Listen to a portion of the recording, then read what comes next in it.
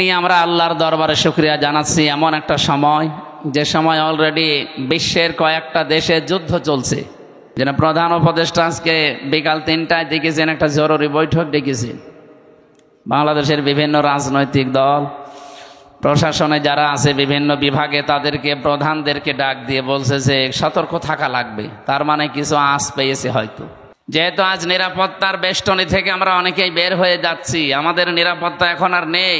কোরআনে কারীম জানিয়েছে, আল্লাযীনা আমানু ওয়া লাম ইয়ালবিসু ঈমানাহুম বিযুলমিন উলাইকা লাহুমুল আমনু ওয়া হুম মুহতাদুন। সূরা আনআম 7 নম্বর পারা 17 নম্বর পৃষ্ঠার 1ম নম্বর লাইনের 82 নম্বর আয়াতে আছে। এটা তাফসীরে ফি জিলালিল কোরআন সৈয়দ কুতুব রহমতুল্লাহ আলাইহি লিখেছেন। আল্লাহ পাক বলেন, যারা ঈমান আনে আর ঈমানের সাথে কোনোদিন শিরিক আর জুলুম মিশ্রণ করে না। এই এদিকে তাকিয়ে থাকেন, যে যা করছে করুক, আর পেছনে যেন কেউ গল্প করবেন না ভাই। একটু মন দিয়ে শোনেন। আপনি 10 মিনিট শোনেন, কিন্তু নামাজ যেভাবে পড়া লাগে একেবারে মন স্থির করে ওইভাবে শোনেন, তাহলে 10 মিনিটই ইবাদতের সওয়াব পাবেন। আর এদিক ওদিকে তাকিয়ে গল্প করে আপনার আরো গোনা হয়ে যাবে। আবার কথা বলেন কেন? এদেরকে বারবার এক কথা বলা তো আমার ভাল লাগে না। এই জন্যই তো মিডিয়া আসতে মানা করি, যে এগুলো সাথে এখন দরকার নেই।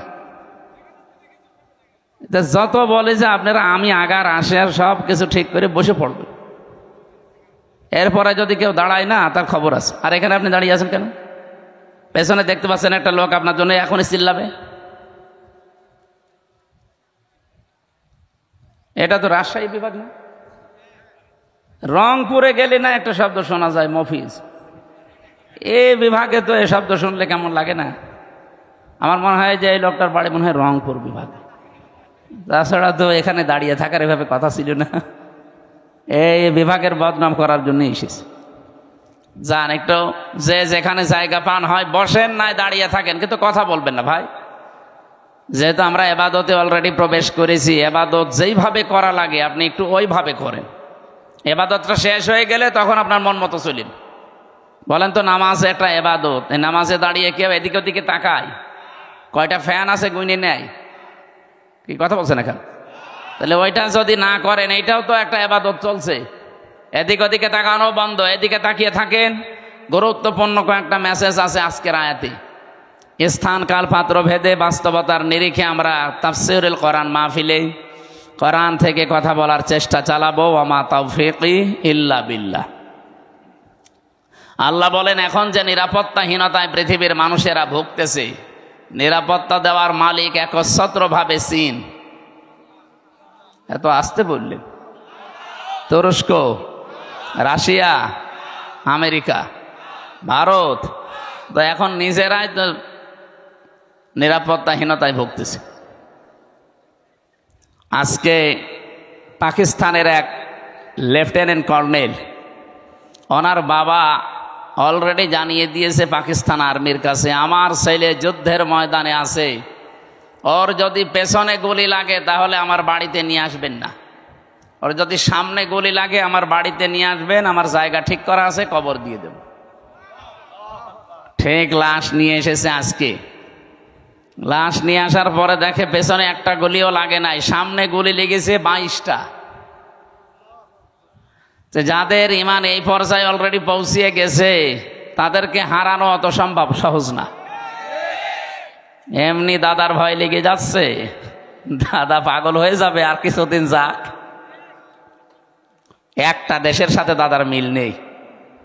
আমি কতগুলো দেশ ঘুরে আসলাম আশপাশে, শ্রীলঙ্কার সাথে ওদের মিল নেই, মালদ্বীপের সাথে মিল নেই, থাইল্যান্ডের সাথে মিল নেই, না এই যে আফগানিস্তানের সাথে একটা বর্ডার আছে, মিল নেই।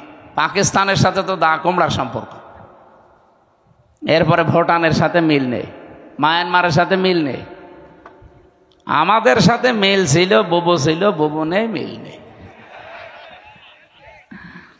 যাক, বুবু যখন চলে গেছে, এতদিন যারা বলতো আমাদের স্বামী স্ত্রীর সম্পর্ক, আপনারা ওখানে থাকেন, কিন্তু দোলা ভাইয়ের সম্পর্ক আমরা মানি না। বুবু মানি, দোলা ভাই মানি, কারণ দোলা ভাইয়ের তো মুসলমানি দেওয়া লাগবে। এটাকে আমি বানালাম না।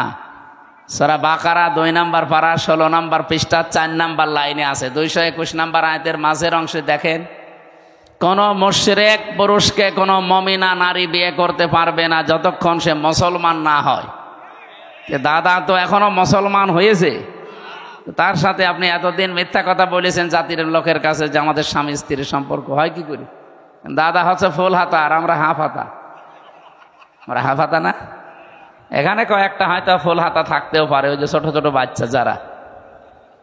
সুতরাং আমাদের সাথে যদি এখন আত্মীয়তা করাই লাগে, দাদার এই বুড়ো বয়সে মুসলমানি দেওয়া লাগবে। আর আপনি এই বয়সে হাজাম পাবেন কোথায়? কি কথা বলছেন এখানে? হাজাম কোথায় পাবেন? বুড়ো হাজাম নিয়ে যান, ও ছাতা দেখা যাচ্ছে আগা কাটতে যে গুড়া খেটে ফেলিস। জীবনের মতো দাদার মুসলমানের শখ মিটে যাবে। এই জন্য ওনার সাথে বিয়ে করা যেহেতু জায়েজ নেই, বউ একটু সাবধানে থাকবেন, কারণ ওই গরুর মদ খাওয়া লোক তো, ওদের তো চরিত্র ঠিক নেই। কথা বলেন না কেন? চরিত্র ঠিক আছে? চলো বউ কই? এই জন্য কে যেন গান বেজেছিল, মদের বউ নাই। বাকিটা আর বললাম না, আমার নিজের মেয়ের ওপর পড়বে না, থাক। সম্মানিত ভাইরা, আমরা নিরাপত্তার জন্য যাদের কাছেই বলি না কেন, কেউ নিরাপত্তা দেওয়ার মালিক না। নিরাপত্তা দিতে পারে শুধুমাত্র আমাদের মালিক কে? আল্লাহ আয়াতের ভেতরে 2টা কথা দিয়েছেন, আল্লাযীনা আমানু, যারা ঈমান আনে, অলাম ইয়ালবিসু ঈমানাহুম বিজুলমিন, এবং তাদের ঈমানের সাথে যারা শিরিক এবং জুলুম মিশ্রণ করে না। এখানে জুলুম মানেই শিরিক। সুতরাং আমরা যদি নিরাপত্তা আল্লাহর কাছ থেকে পেতে চাই, আমাদের ঈমান যাই আছে, ঈমানের সাথে যেন কোনো শিরিক, কোনো জুলুম মিশ্রণ না হয়। কে কথা বলেন? কথা বলেন। আল্লাহ পাক বলেন, এ পর্যন্ত বলে আমি শেষ করে দেইনি, এর পরেরটা বলার জন্য আমি এ পর্যন্ত বক্তব্য দিলাম। আল্লাযীনা আমানু ওয়া লাম ইয়ালবিসু ঈমানাহুম বিজুলমিন উলাইকা লাহুমুল আমন। নিজে এইভাবে মনে হচ্ছে কুদরতির আঙ্গুল দেখিয়ে বলছে, এই মানুষগুলোই নিরাপত্তার হকদার, এরাই নিরাপত্তার হকদার যারা তাদের ঈমানের সাথে জুলুম এবং শিরিককে মিশ্রণ করে না। ও বাংলার মানুষেরা একটু খেয়াল করে দেখেন তো, আপনি কি আল্লাহর পক্ষ থেকে এখনো নিরাপত্তা পেয়েছেন? আপনার ঈমান কি শিরিক মুক্ত? না। এখন যদি বলেন শিরিক কি, আপনি এই কথা আগে ক্লিয়ার করেন। পরা কোরআন শরীফ থেকে আমি শিরিকের যে শ্রেণী বিন্যাস পেয়েছি, শিরিক বিজাত, শিরিক বিল সিফাত, শিরিক বিল ইখতিয়ারা, শিরিক বিল হুকুক, 120 প্রকার এভাবে সিরিয়াল করা আছে তাফসিরে। এক কথায় জবাব দিচ্ছি, সব বাদ দিয়ে দিলাম। আল্লাহ যেটা পারে ওইটা অন্য কেউ পারে, এই বিশ্বাস করার নাম শিরিক। কথা বোঝা গেছে না? আল্লাহ যেটা পারে ওইটা অন্য কেউ, বলেন বলেন।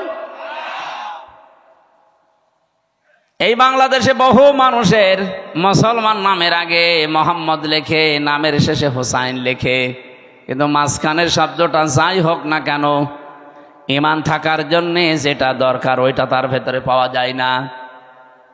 আল্লাহ নিজে জানিয়ে দিলেন যে আমি যেটা পারি ওটা অন্য কেউ পারে না। কেউ যদি মনে করে না যে অন্য কেউ পারে, সে আর মুসলমান নেই, সে মুশরিক। এবার বলেন তো, আইন দিতে পারে কে? এটাকে আমি বানিয়ে বলছি, আলা আলাহুল খালকু ওয়াল আমরু। এ পৃথিবী বানিয়েছি আমি, এখানে সিদ্ধান্ত চলবে আমি আল্লাহর।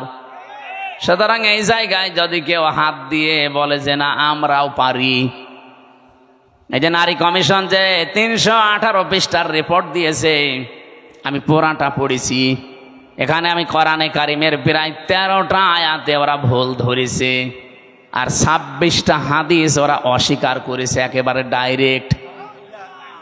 যেখানে কোরআনের একটা অক্ষর কেউ যদি অবিশ্বাস করে, সে অলরেডি বেঈমান হয়ে যায়। আর পুরাপুরি 13টা আয়াতই ওরা মানে না। তার ভেতরে যেটা বললাম, এটা আলা লাহুল খালক ওয়াল আমরু তাবারাকাল্লাহু রাব্বুল আলামিন। বলেন আল্লাহু আকবার। এটা সূরা আরাফের ভেতরে আছে ৮ নাম্বার পারার ১৬ নাম্বার পৃষ্ঠার ১২ নাম্বার লাইনের ৫৪ নাম্বার আয়াতের শেষের দিকে আছে। আল্লাহ পাক বলেন, সৃষ্টি আমার, আইনও চলবে আমার। সুতরাং ওরা এখন নিজেরা জানাচ্ছে দেহ আমার, সিদ্ধান্ত আমার। কি করে হয় এটা? দেহ আপনার কে বলেছে আপনাকে? আমার এই যে ৩৩ বছর এখন বয়স, আমি ৯২ সালে জন্ম নিয়েছি। বলেন তো ৯১ সালের আগে হামজা নামে আমি কিছু ছিলাম? বলেন কি ছিলাম? হালাতা আলাল ইনসানি হিনুম মিনাদ দাহরি লাম ইয়াকুন শাইআম মাযকুরা। রব্বুল আলামিন বলেন, আমার নামেই মনে করেন আল্লাহ আয়াতটা দিয়েছেন হামজা। ৩৩ বছর এখন চলে তোমার, ৩৪ বছর আগে তুমি তো উল্লেখ করার মতো কিছু ছিলে না। আমার নাম ছিল না, ঠিকানা ছিল না, পরিচয়ও ছিল না। কুষ্টিয়া জেলার সদর থানার হালসায় আমার বাড়ি, এটা ছিল। কারণ আমার মা বাবার বিয়েই হয়েছে ৩৪ বছর আগে। ও নওগাঁবাসী, যারা এই রিপোর্ট দিয়েছেন, এই আয়াত অনুযায়ী অলরেডি তারা আল্লাহর সাথে শিরিক করে মুশরিক হয়ে গেছেন। তওবা যদি এরা না করে আর এদের যদি কেউ সমর্থন জানায়, এদের জীবনেও ক্ষমতা হতো না। এদের পেছনে কোনো রাঘব বোয়াল কাজ করছে। আপনি কি বাস্তবতা বোঝেন? ভারতে কোরআনের ২৬টা আয়াতের বিপক্ষে ওরা কেস দিয়েছে কোর্টে। ভারতে কলকাতার কোর্টে ওরা কেস দিয়েছে কোরআনের ২৬টা আয়াতের বিরুদ্ধে, যে এইগুলো দুনিয়ার কোরআন থেকে তুলে দেওয়া লাগবে। এর কিছুদিন পরেই দেখেন এখন অলরেডি নারী সংস্কারের নাম নিয়ে, কমিশনের নাম নিয়ে ১৩টা আয়াত এখন বাতিল করার আহ্বান জানাচ্ছে, যেগুলো চলবে না। কোরআনের ১৩টা আয়াত না বাংলাদেশে একজন মুসলমানও যদি বেঁচে থাকে, একটা অক্ষরও আমরা তুলতে দেব না। কে এ বিষয়ে আপনারা একমত নেই?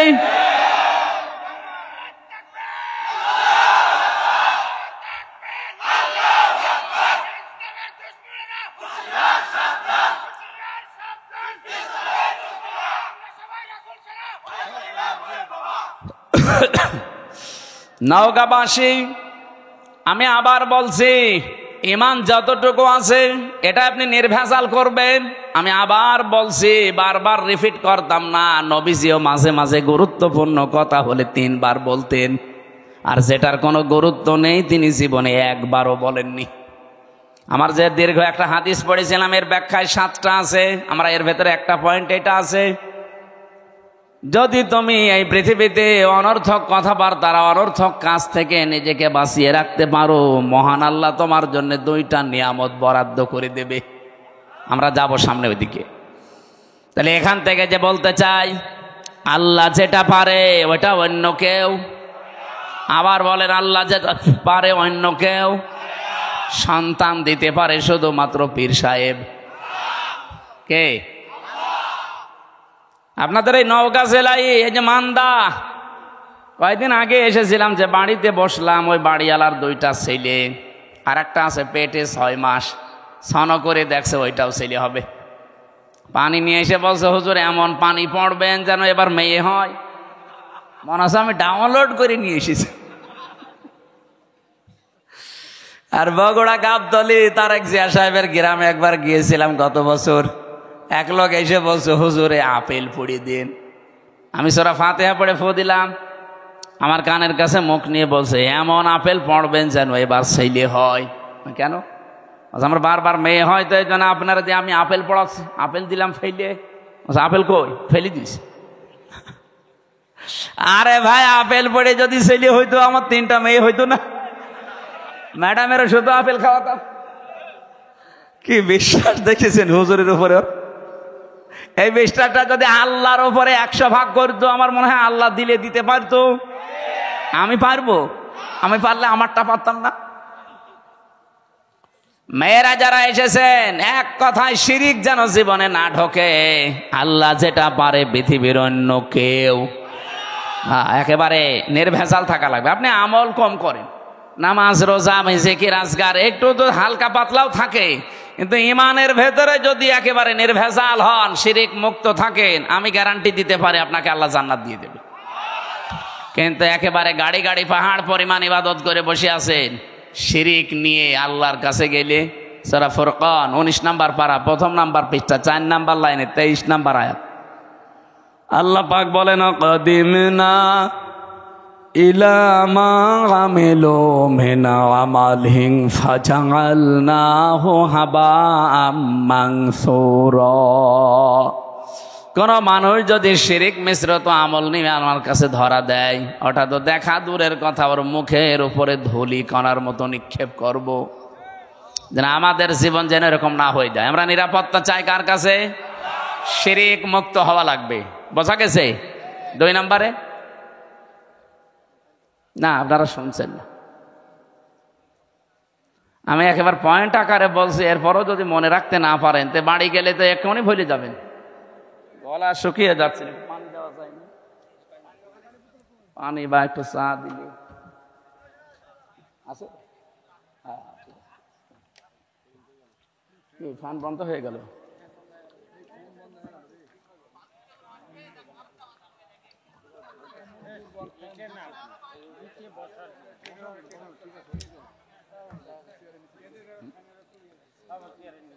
এটা দেবেন? এটা দিলে তো এটা আবার আরো উঁচু করা লাগবে, এটা ঝামেলা হবে। এটা দিলে আমার পায়ের নিচে দিলে একটু ভালো। পায়ের নিচে দেওয়া যায়? পায়ের নিচে দিলে আমার একটু পা শূন্য শূন্য লাগছে। হ্যাঁ, আমার চাপ লাগছে আরো বেশি। ঠিক আছে। সুবহানাল্লাহ। এখানে একটু বেশি নড়াচড়া হয়, কি সমস্যা কি? হ্যাঁ, দাঁড়ান, এখানে বসে পড়েন। সুবহানাল্লাহ, আলহামদুলিল্লাহ, লা ইলাহা ইল্লাল্লাহ, লা ইলাহা ইল্লাল্লাহ, মুহাম্মাদুর রাসূলুল্লাহ। নওগাঁবাসী, 2 নম্বরে বলেছিলাম, আপনাদের হয়তো অনেকেরই মনে নেই, বিজুলমিন, জুলুমকে যদি আপনি মিশ্রণ না করেন। জুলুম কি? যেই জিনিস যেখানে ওইটা ওই জায়গায় না রেখে কেউ যদি অন্য জায়গায় রেখে দেয়, সেটা হয় জুলুম। বলেন, এই যে টুপিটা, এটা রাখা দরকার আমার মাথায়, কেউ যদি এটা মাথা থেকে নামিয়ে পায়ের কাছে রাখে, এটা টুপির ওপরে জুলুম। কথা বলা লাগবে। আমার পায়ের নিচে একটা স্যান্ডেল আছে, আর স্থানী পায়ের নিচে, ওইটা যদি আমি এখন তুলে মাথায় নিয়ে ঘুরি, এটা স্যান্ডেলের উপরে জুলুম। যেই জিনিস যেখানে স্থান পায়, ওটা ওখানে রাখা দরকার। ওটা অন্য জায়গায় নিয়ে গেলেই তার সাথে জুলুম হয়। আপনার বিবেকে কি বলে বলেন তো?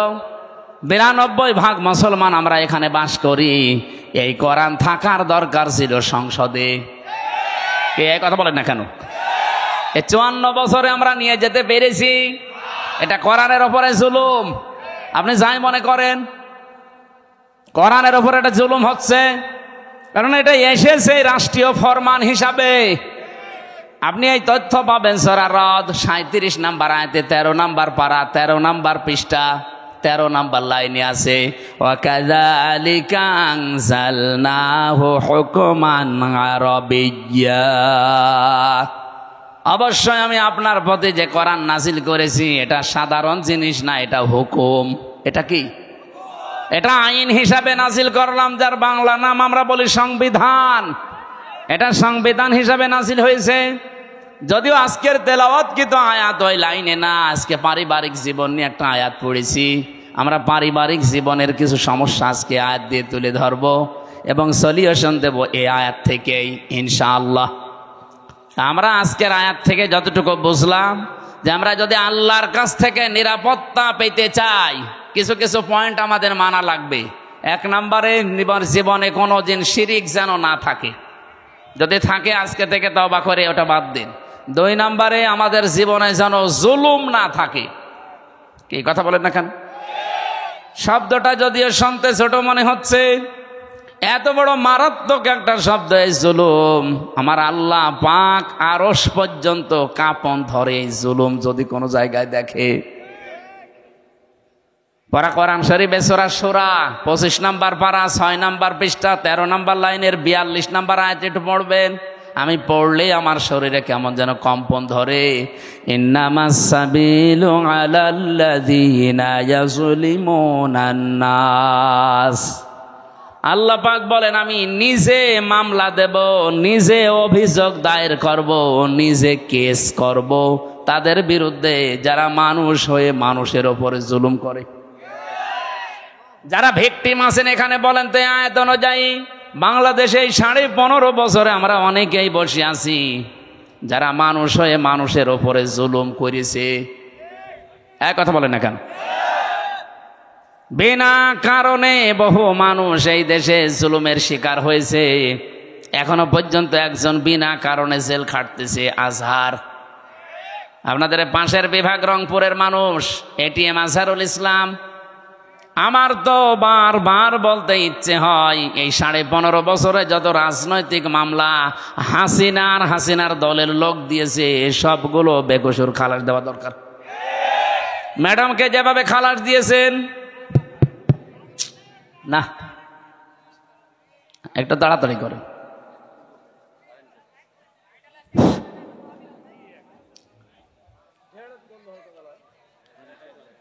সুবহানাল্লাহ আলহামদুলিল্লাহ লা ইলাহা ইল্লাল্লাহ। সুবহানাল্লাহ আলহামদুলিল্লাহ লা ইলাহা ইল্লাল্লাহ লা ইলাহা ইল্লাল্লাহ মুহাম্মাদুর রাসূলুল্লাহ। আমার ভাইরা, আমি চাই ম্যাডামকে 6 বছর না, ওনার তো একদিনও জেলে রাখা জুলুম হয়েছে। কারণ ওনার যে মামলা দিয়েছিলেন পুরাটা বানোয়াট। আপনি এতিমের মাল আত্মসাৎ করায় এই মামলা দিয়েছেন যেই টাকার জন্যে, ওই টাকা আরো 7 গুণ বৃদ্ধি হয়েছে। ওনারে আরো পুরস্কার দেওয়ার দরকার ছিল। কিন্তু যারা টাকা পাচার করেছে তাদের এখন আপনি কি করবেন বলেন? এই যে দরবেশ, ওর মাথার চুল থেকে পা পর্যন্ত পুরা সাদা। আমার মনে হয় ভেতরে বাইরে সবই সাদা। এক কথা বলছে না কেন? 36,000 কোটি টাকা চুরি করিস 7টা ব্যাংক থেকে। জীবনে আপনি কোনোদিন যদি গণনা করতে দেওয়া হয় আপনার হাত ব্যথা হয়ে যাবে, এক জীবনে গুনেও শেষ করতে পারবেন না। 36 কোটি টাকা না, 36,000 কোটি টাকা। একজনে যদি এত টাকা চুরি করে, ম্যাডাম খালেদার 2 কোটির জন্য যদি 6 বছর জেল হয়, এই লোকের জেল হওয়া দরকার কিয়ামত পর্যন্ত। আর হাসিনার ছোট বোন এ আল্লাহর ওলি, এরপর পারমাণবিক কেন্দ্র থেকে 76,000 কোটি টাকা শুধু একজন নিয়েছে, আর বাকিগুলো তো বাদই দিলাম। এ দেশটা যেভাবে ফোকলা করে ফেলেছেন, শান্তিতে তো নেই। এই যে বাইরে কয়েকদিন আগে সিঙ্গাপুরে ছিলাম, মালয়েশিয়া ছিলাম, এই শয়তানরা সব এখন যে সমস্ত দেশে থাকে ওখানে বানিয়েছে সাহেব পাড়া, কিন্তু থাকতে পারে না, থাকে সব হোটেলে।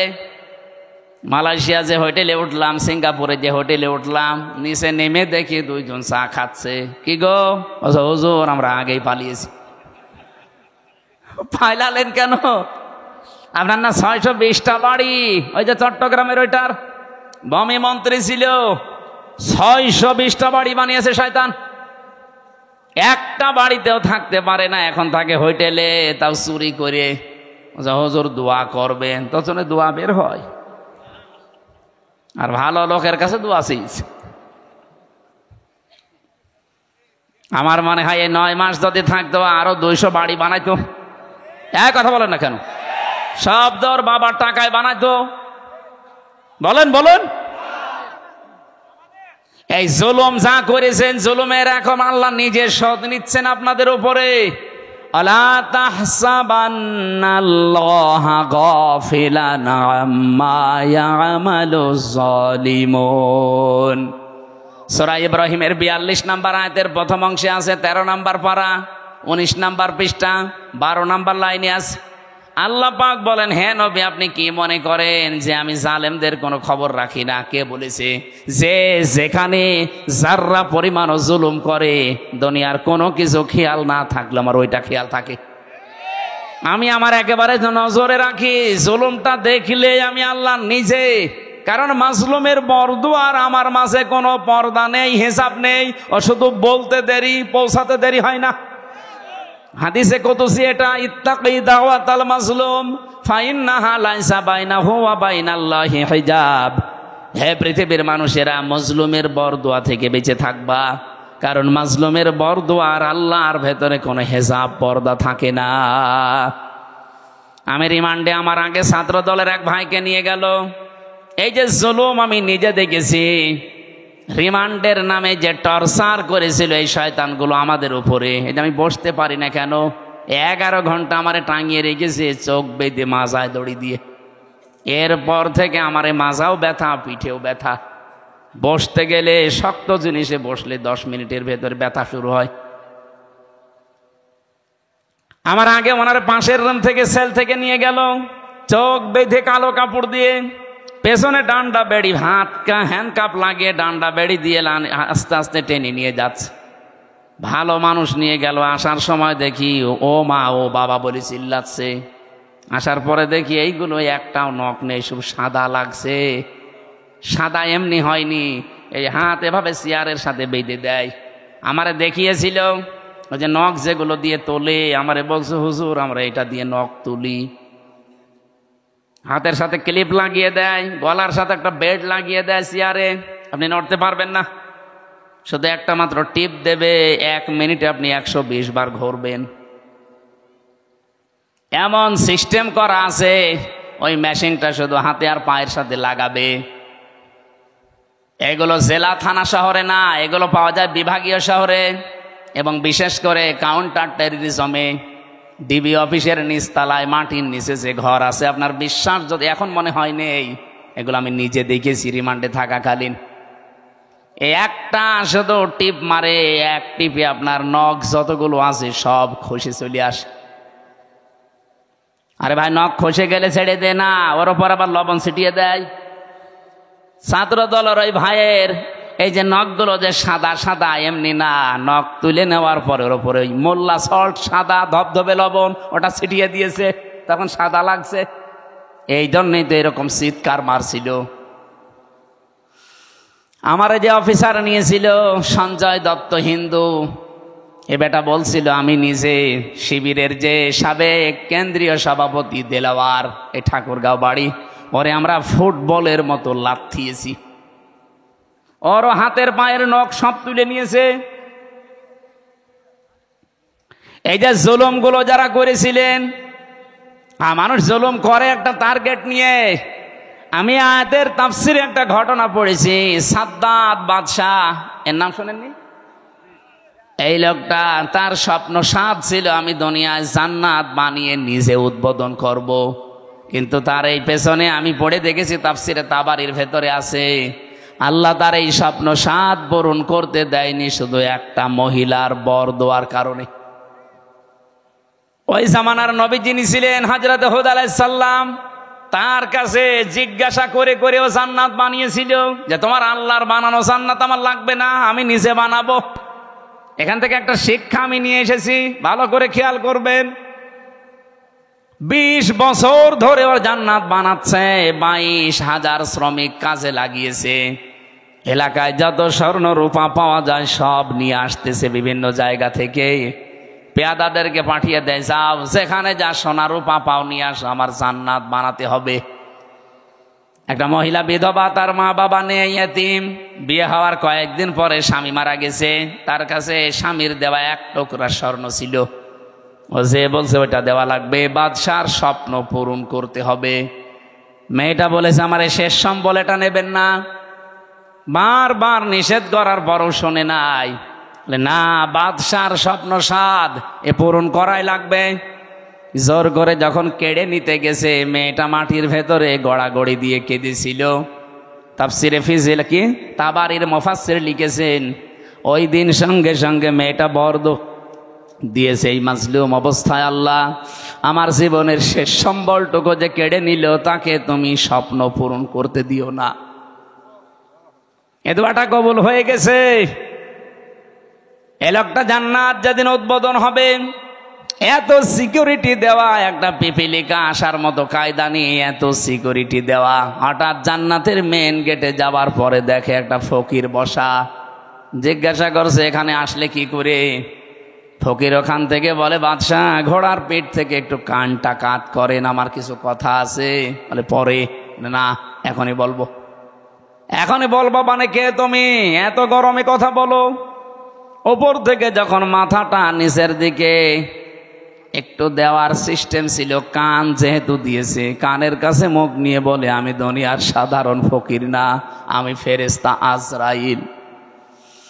আল্লাহ আমাকে পাঠিয়েছেন এই মুহূর্তে তোমার জান কবজ করার জন্যে। আমি হাদিস পড়তে গিয়ে তাফসিরে পেয়েছি, পৃথিবীতে আজরাইল আলাইহিস সালাম মাত্র 2 বার কেঁদেছিলেন। যেই দিন থেকে উনি জান কবজ করা আরম্ভ করেছেন, ওই দিন থেকে শুধু আজ পর্যন্ত তিনি 2 বার কেঁদেছিলেন, তাছাড়া আজ পর্যন্ত তিনি কাঁদেননি। একবার এই সাদ্দাত নামে লোকটা যেদিন জন্ম নেয় সমুদ্রের ভেতরে, ওর মাকে ওই দিন হত্যা জান কবজ করেছিল ওই আজরাইল। পানির ভেতরে কাঠের ওপরে ভাসছিল এই ছেলেটা। আল্লাহ বলেছেন যাও মেয়েটাকে তুলে নিয়ে আসো। ওই দিন আজরাইল কেঁদে ফেলেছিল। আপনি চিন্তা করেন তো কি সিচুয়েশন ছিল যে আজরাইল পর্যন্ত কেঁদে ফেলেছে। আর একদিন কেঁদেছিল যেদিন এই জান্নাত উদ্বোধন করবে এই সেই সাদ্দাত। এর বিশাল জীবনী লিখা আছে। আমার ঘটনা বলা উদ্দেশ্য না, আমার এখানে শিক্ষা দেওয়ার একটা উদ্দেশ্য। যেই দিন তিনি জান্নাত উদ্বোধন করবে, হযরতে আজরাইল বললেন না আমি আর সময় দিতে পারবো না। ও শেষ পর্যায়ে এটাও বলেছিল, ফেরেশতা আমাকে এতটুকু সময় দাও, আমি শুধু জান্নাতটা উদ্বোধন করে একটা চক্কর দিয়ে এসে আমার জানটা তুমি নিয়ে নিও। ফেরেশতা বলেছে না, আল্লাহর আদেশ, তোমাকে জান্নাত উদ্বোধন করতে দেওয়া হবে না। ইযা জালুহুম লা ইস্তাখিরুনা সাআতাও ওয়ালা ইস্তাকদিমুন। আপনারা সুবহানাল্লাহ বলেন, আলহামদুলিল্লাহ বলেন, আল্লাহু আকবার বলেন, যাই বলেন। এই ঘটনাটা কিন্তু একটা ঐতিহাসিক একটা ঘটনা, কিন্তু এর পেছনে যে দলিলগুলো আছে খুব শক্ত না। আমি শিক্ষার জন্য শুধু বলছি। এদিকে তাকান। ও জান্নাতের গেট, মেন গেটে দাঁড়িয়ে ভেতরে যাবার জন্যে ঘোড়ার পিঠ থেকে জোর করে হলেও তিনি লাফ দিয়েছিলেন, কিন্তু পারেন নাই। জান্নাতের চৌকাঠ স্পর্শ করার আগেই ঘোড়ার পিঠ থেকে বাইরে পড়ে গেছে। মুফাসসির বলেন কেন সে জান্নাতের চৌকাঠ পর্যন্ত স্পর্শ করতে পারলো না জানো? কারণ ওই যে বিধবা একটা এতিম মেয়ের বরদোয়া ছিল। আপনি বলেন তো এখান থেকে কি পেলেন?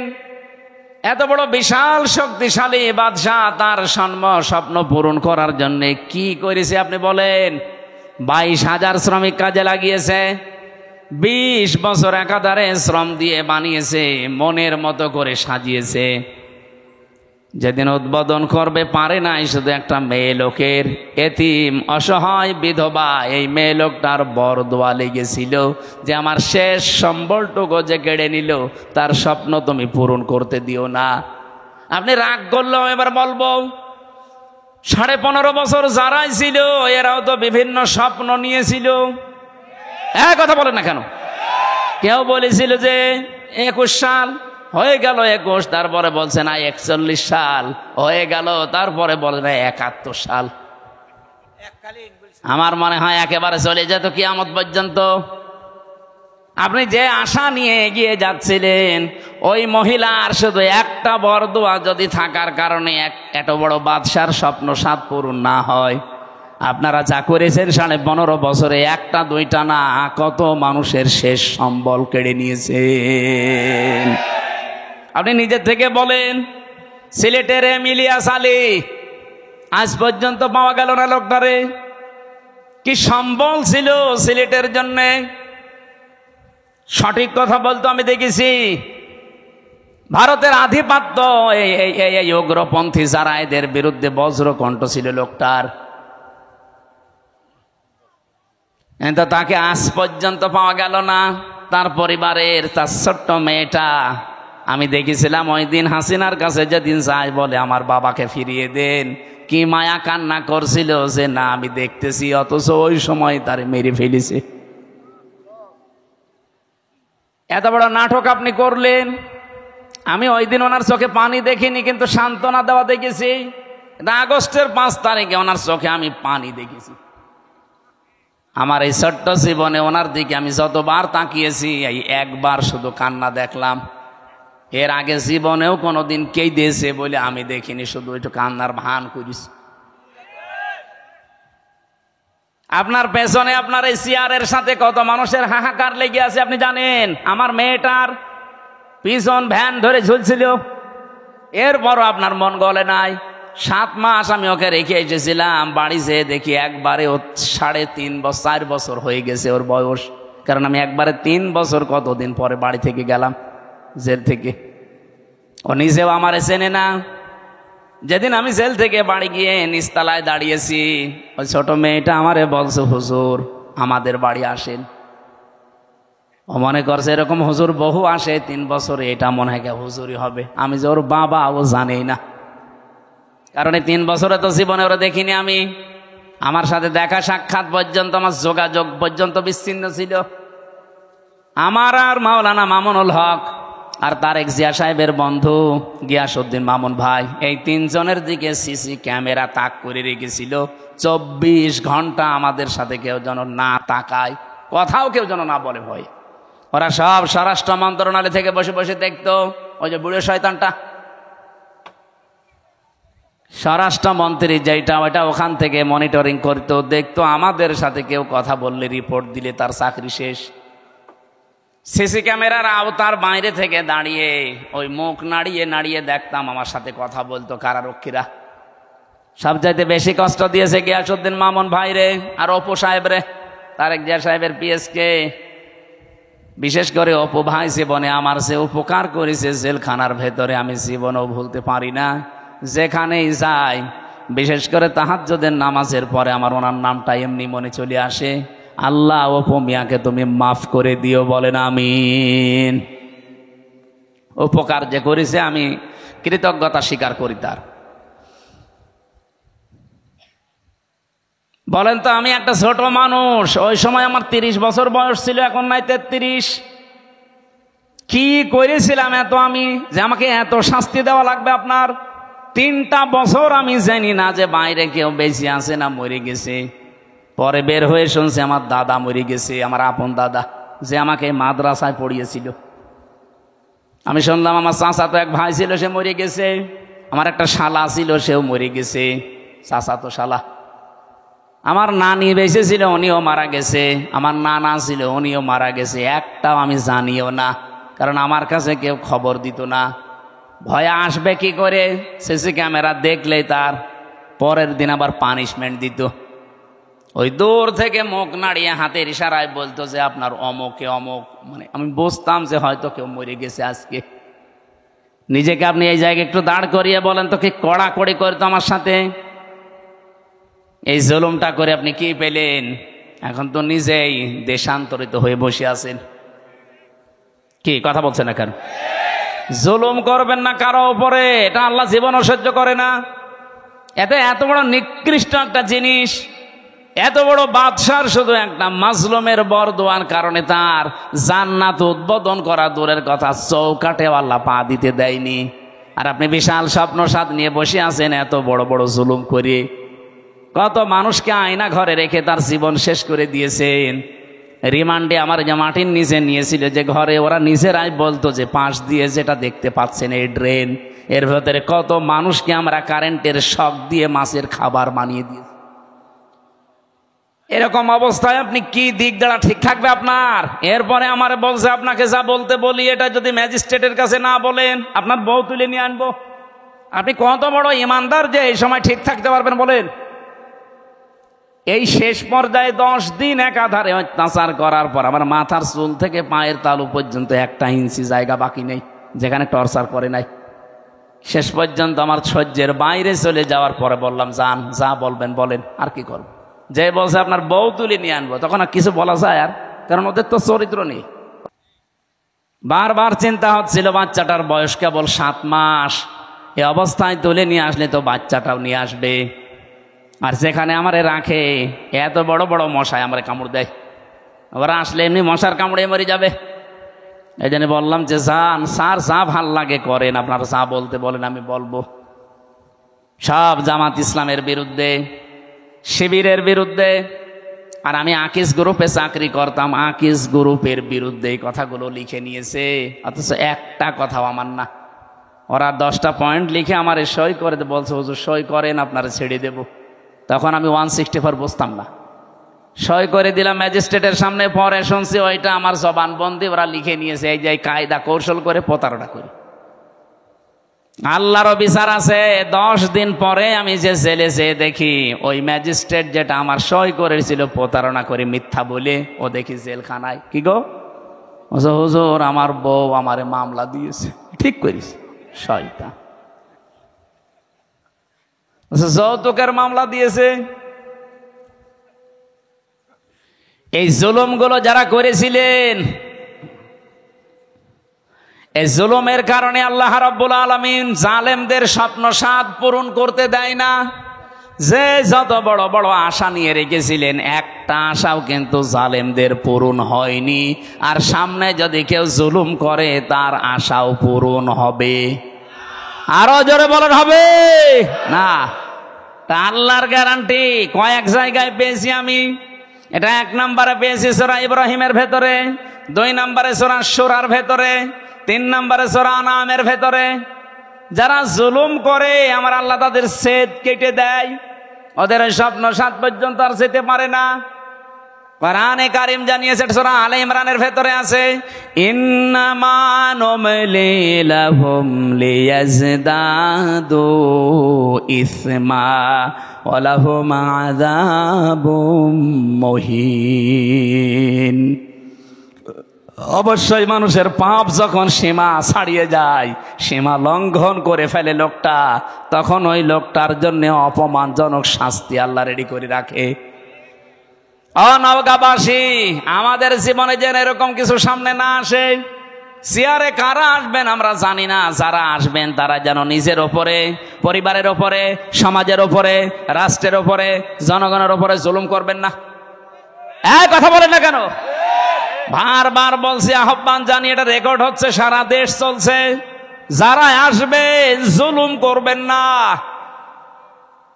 15 বছরের শিকড় যদি কেটে ফেলতে পারে আল্লাহ, 5 বছর যদি জুলুম করেন না, 5 বছর পরে আপনার বাড়ি ঘরও কিন্তু এই জালেমদের মতো শ্মশান হয়ে যাবে। আপনি দেখেন জালেমদের বাড়ি ঘরের দিকে তাকিয়ে, সব এখন ওজাড় গৃহ পড়ে আছে, জনশূন্য, কেউ আর ওর কাজ দিয়েও যায় না। সেটা আমি কিশোরগঞ্জ থেকে আসার সময় ড্রাইভারকে বললাম, এই বাড়ির সামনে একটু দাঁড়ান। ওখানে উপরে লেখা দেখছি, ওই সাইনবোর্ডটা আছে, কেন্দ্রীয় কার্যালয়, জেলা কার্যালয়।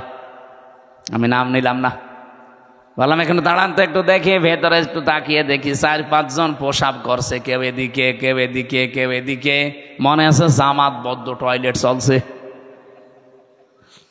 অথচ আগস্টের 5 তারিখের আগে এই বাড়িটা কত জমজমাট ছিল, এই অফিসটা। এই কথা বলছে না কেন? ওর পাশে নাকি টর্চার সেলও বানিয়ে রেখেছিল। ওদের বিরুদ্ধে কেউ গেলে তাকে টর্চার পর্যন্ত করতো ওই জায়গায়।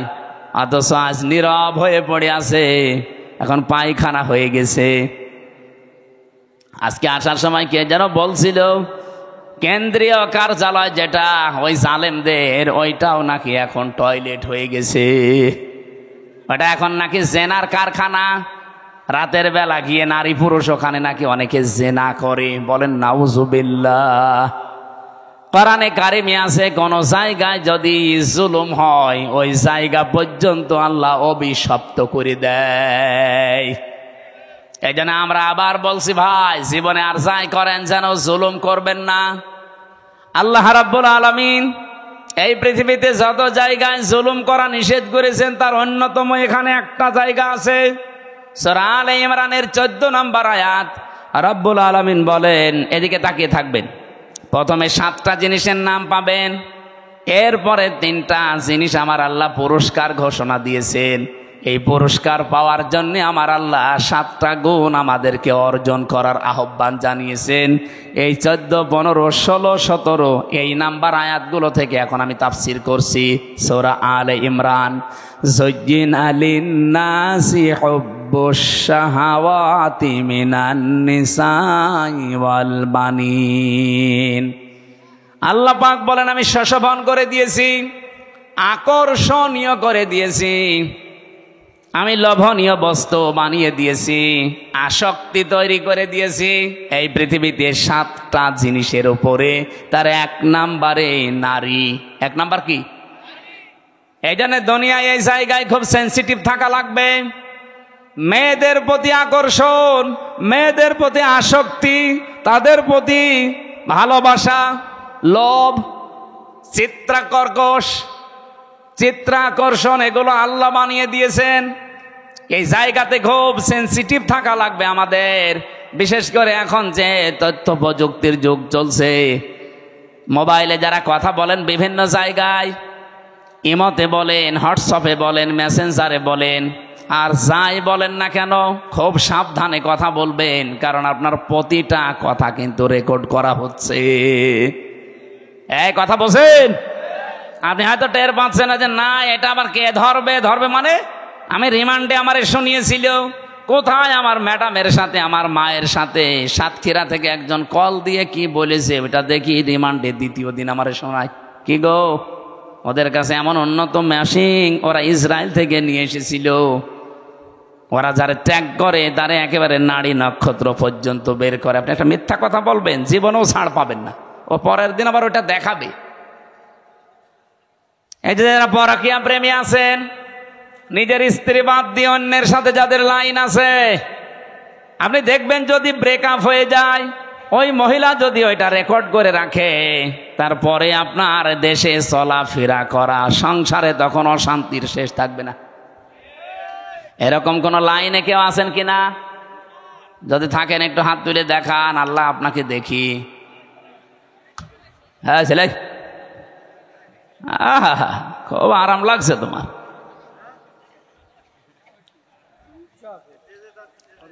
না ধরা খাবেন কিন্তু।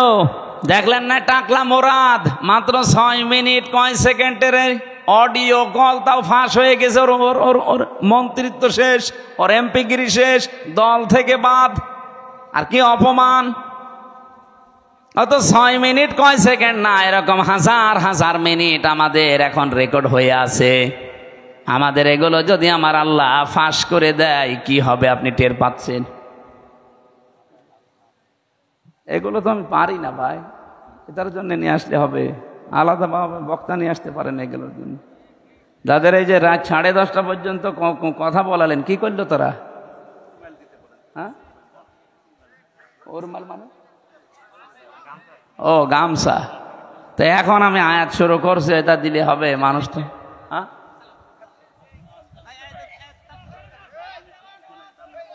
এই যে ওই যে ওনারা যে লোকজন যাই গোপনে গোপনে আস্তে আস্তে দিয়ে দেবেন। আমরা কোরআনে এই আয়াতটা শেষ করব না?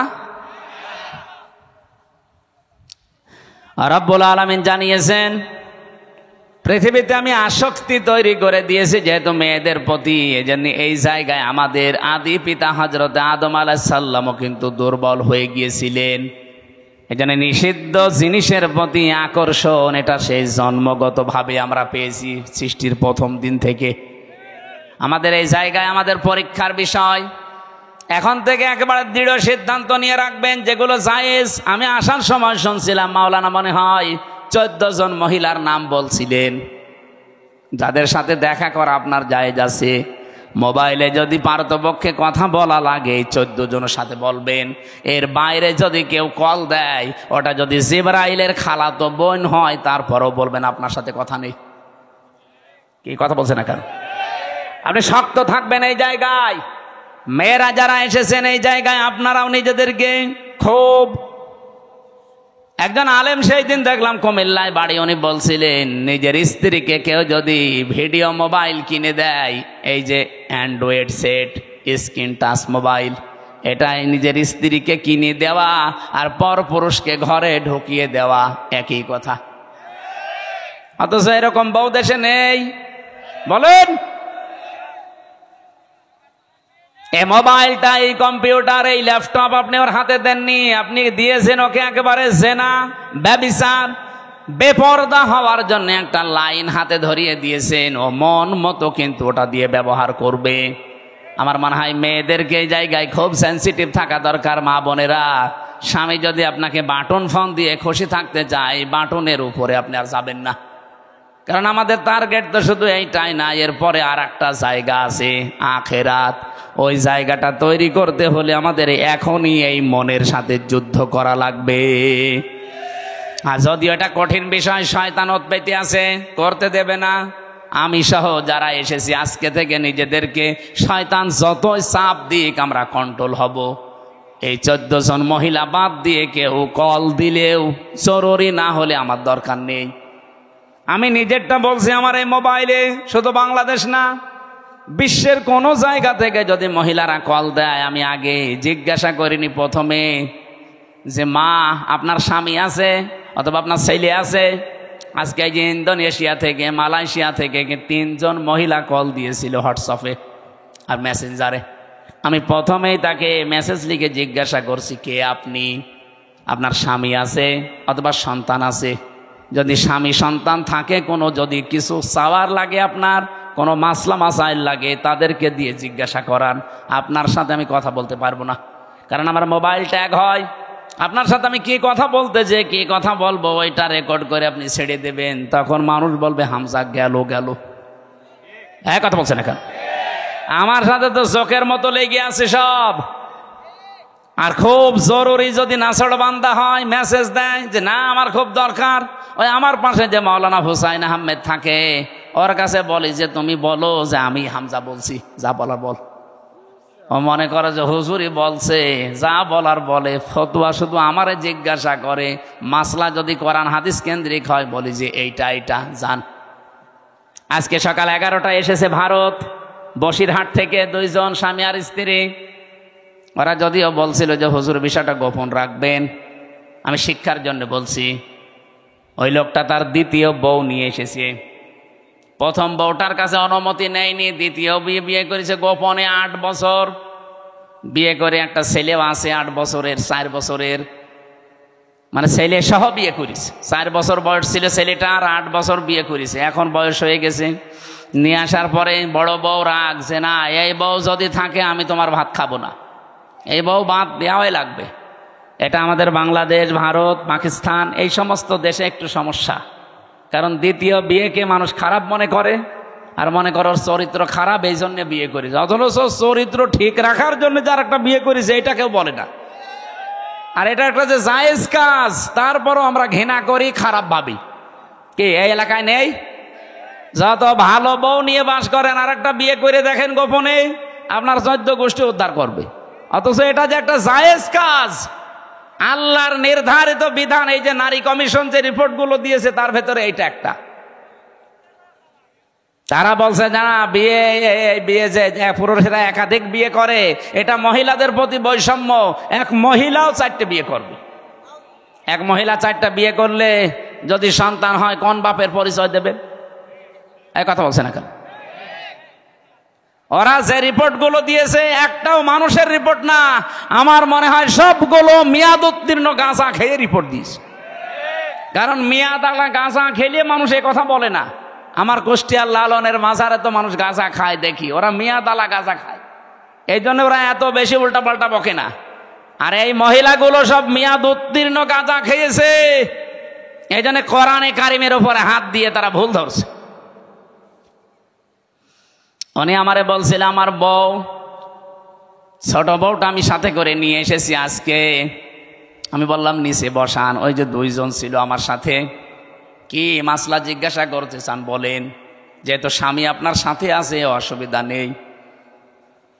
স্বামীটা বলছে, আমার বড় বড় যন্ত্রণা সহ্য করতে না পেরে আমি শেষ পর্যন্ত আমার এই বউটাকে এক মজলিসে 3 তালাক দিয়েছি।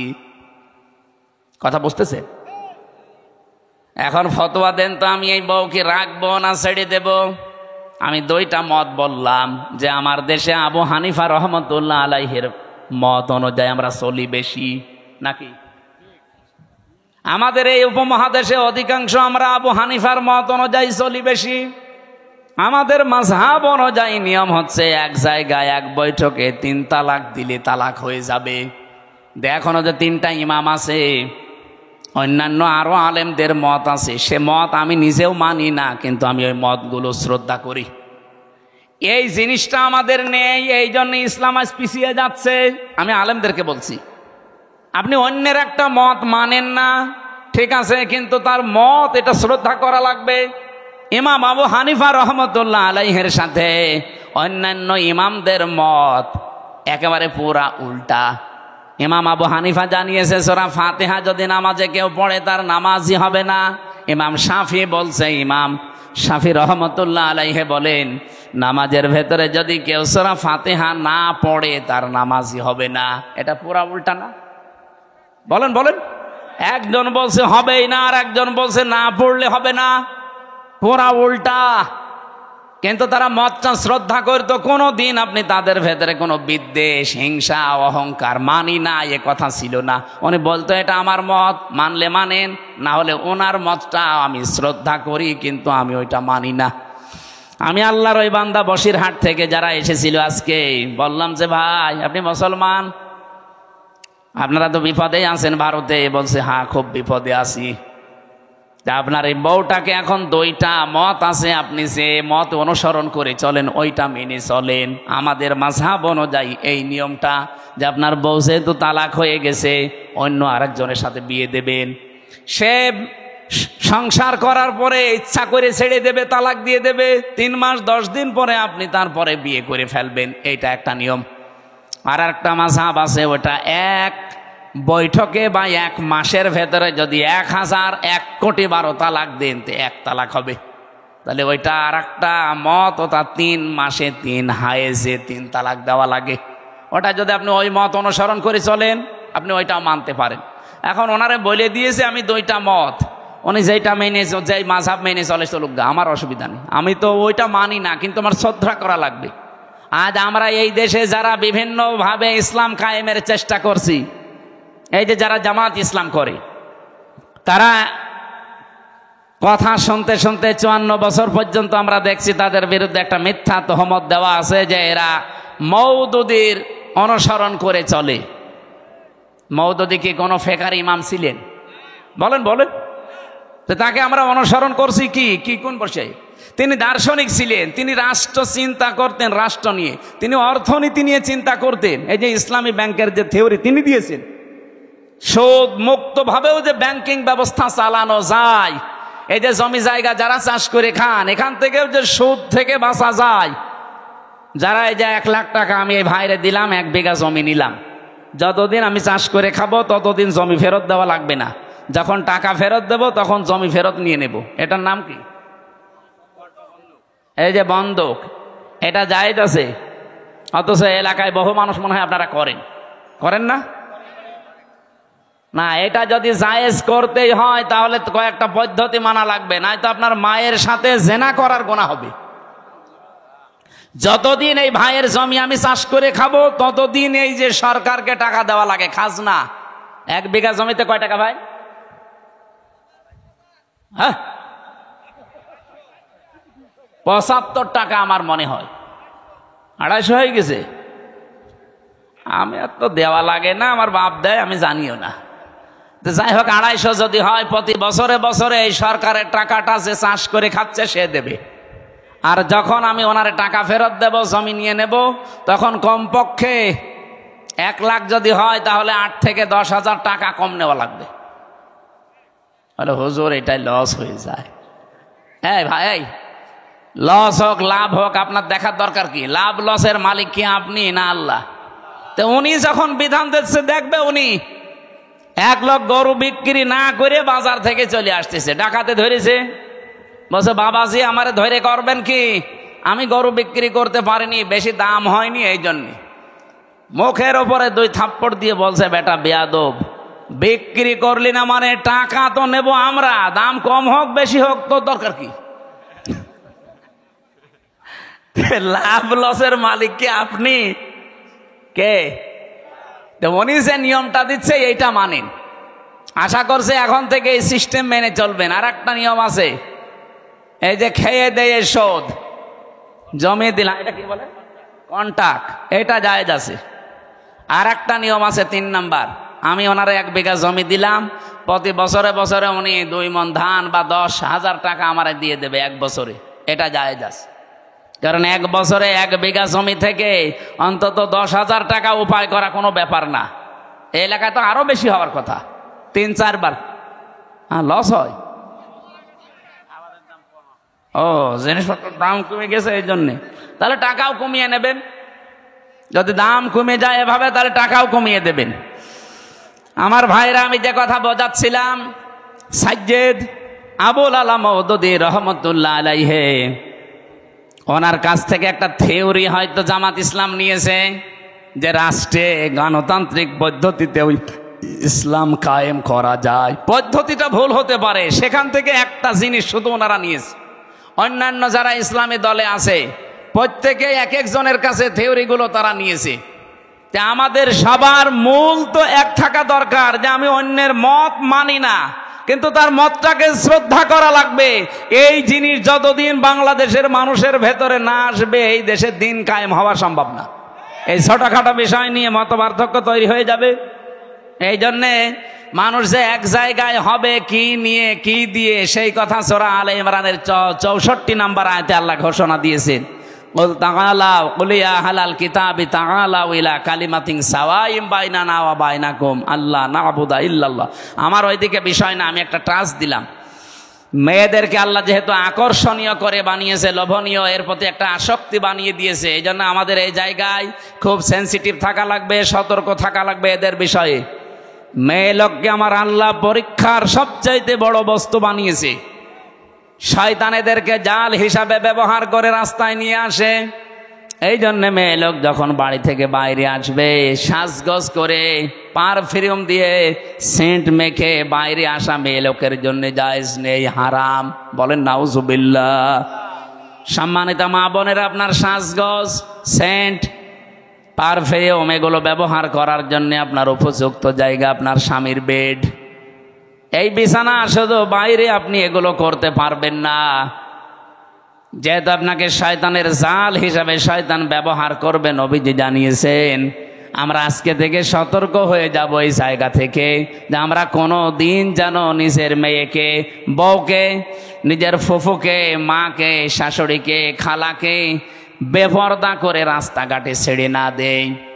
আয়াতের তাফসিরে লিখেছে, একজন মহিলা যদি বেপরদায় চলার কারণে জাহান্নামী হয়ে যায়, কমপক্ষে 4 জন পুরুষ সাথে করে নিয়ে যাবে। বলেন নাউজুবিল্লাহ। 1 নম্বরে তার বাবাকে ধরবে, বলবে গার্জিয়ান ছিলে তুমি, আমাকে কন্ট্রোল করনি। 2 নম্বরে তার বড় ভাইকে ধরবে। 3 নম্বরে তার ছেলে বড় স্বামীকে ধরবে। 4 নম্বরে তার বড় ছেলেকে ধরবে। নওগাঁবাসী, একটু নিজের দিকে তাকিয়ে বলেন, হয় আপনি কারো বাবা হবেন, নাই কারো বড় ভাই হবেন, নাই কারো স্বামী হবেন, নাই কারো ছেলে হবেন। পর্দার এই বিষয়টা যদি হাসিয়ে খেলিয়ে যদি উড়িয়ে দেন, যে আর কি, এতটুকু কি না, এটার জন্য যদি ওই মহিলা দাজ্জুস হয়ে জাহান্নামে যায়, 4 জন নিয়ে গেলে আমরা যে কোনো একজনের ভেতরে পড়ে যাচ্ছি। আল্লাহ আমাদের হেফাজত করুন। মেয়েদেরকে যে মর্যাদা সম্মান পর্দার মাধ্যমে দিয়েছেন, আল্লাহ এটা বজায় রাখার তৌফিক দান করুন। বলেন আমিন।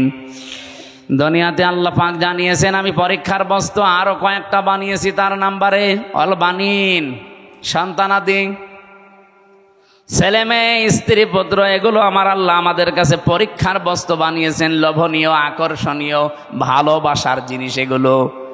এগুলোর পেছনে ফিরতে যে, চলতে যে আমার বিশাল আখেরাতের জীবন যেন আমি নষ্ট করে না ফেলি।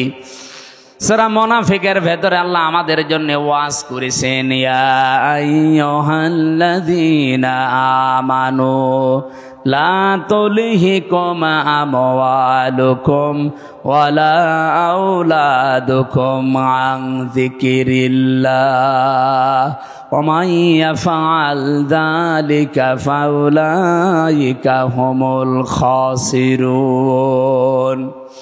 ওহে যারা ঈমানের দাবি করো, কখনো তোমাদের সন্তান আদি আর সম্পদ আদি এগুলো যেন আল্লাহর জিকির, আল্লাহর আইন, আল্লাহর বিধান থেকে তোমাদের গাফেল করে না দেয়।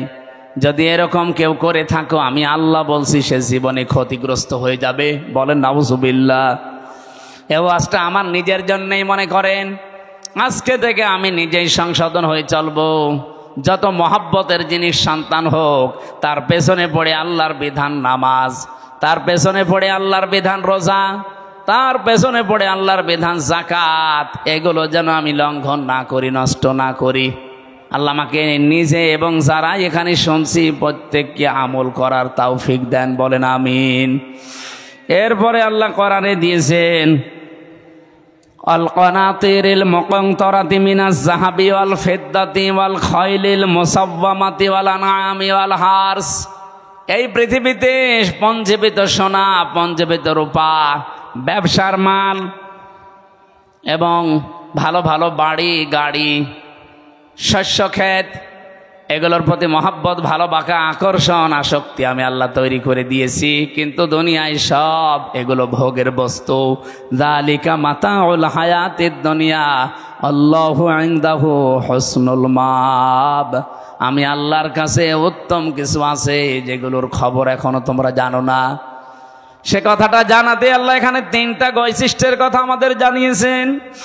قل أنبئكم بخير من ذلكم للذين اتقوا عند ربهم جنات تجري من تحتها الأنهار خالدين فيها وأزواج مطهرة ورضوان من الله আল্লাহু বাসীরুম বিল ইবাদ।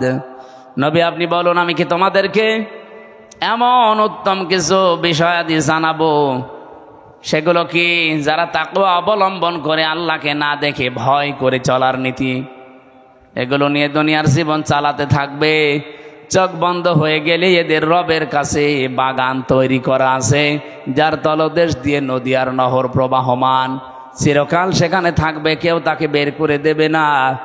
ওয়াজওয়াজুম মুতাহহারা, পবিত্র স্ত্রী আল্লাহ তাদের জন্য সেখানে রেডি করে রেখেছেন। রিদওয়ানুম মিনাল্লাহ, সবচাইতে বড় বিষয় আল্লাহ নিজে তাদের উপরে সব সময় খুশি থাকবেন। বলেন সুবহানাল্লাহ। আল্লাহু বাসীরুম বিল ইবাদ। আল্লাহ পাক বলেন, আমার বান্দাদের প্রতি আমি খুব সূক্ষ্ম দৃষ্টি রেখে চলি। এই জন্য আমাদের প্রতি আমরা যাই করি, ইন্নাল্লাহা খাবীরুম বিমা তা'মালুন, যা করছি সব একজন দেখতে পাচ্ছে। এই দৃঢ়তা, এই বিশ্বাস যত বেশি যার ভেতরে বদ্ধমূল হবে, তৈরি হবে বিশ্বাসটা, ওর জীবন তত পরিচ্ছন্ন হবে। আমি সহ প্রত্যেকের জীবনে আয়াতগুলো আল্লাহ অনুধাবন করে মেনে চলার তৌফিক দিন। আপনাদের